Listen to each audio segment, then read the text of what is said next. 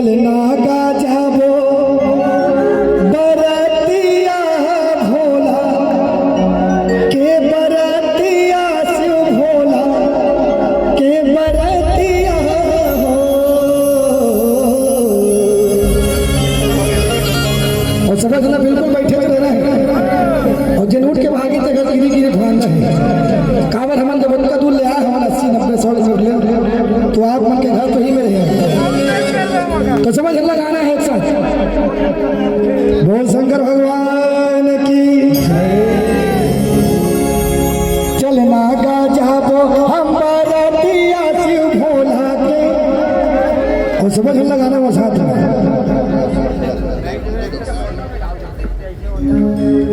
इसमें डालना